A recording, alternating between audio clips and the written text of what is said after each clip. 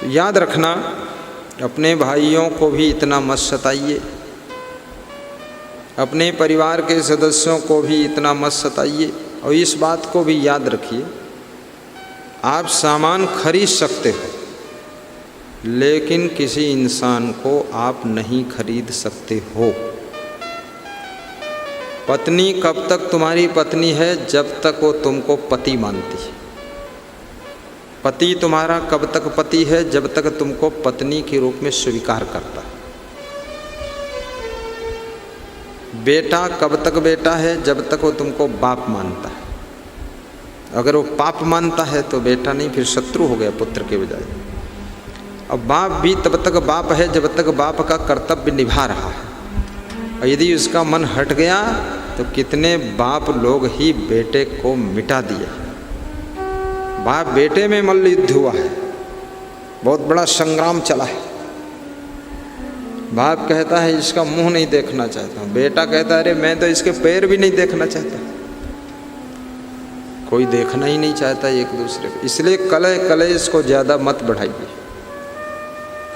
किसी प्राणी को आपने खरीदा नहीं, लेकिन कोई भी प्राणी हो, कोई भी मनुष्य हो, आप उसको प्रेम के बंधन में बांध सकते हो,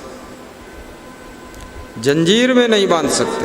जंजीर काट देगा, भाग जाएगा, रस्सा दांत से काट के भाग जाएगा, और रस्सा में बंधा रहेगा तो भी तुम्हारा नुकसान करता रहेगा। लेकिन जब वो तुम्हारे प्रेम के बंधन में बंध जाता है, ध्यान देना, प्रेम का बंधन, जब प्रेम के बंधन में बंध गया फिर उसकी हक्की बक्की भूल गई, फिर वो तीन तिकड़म नहीं करेगा। क्योंकि प्रेम में बंधा हुआ मनुष्य आपके अनुकूल चलता है, आपको खुश करने के लिए कार्य करता है, आपकी प्रसन्नता के लिए जिंदगी जीता है, और आपके सहयोग के लिए जिंदगी जी रहा है, और आपको मदद करने के लिए हर कदम उठाता है। लेकिन प्रेम के बंधन में बांधना भी कोई आसान नहीं।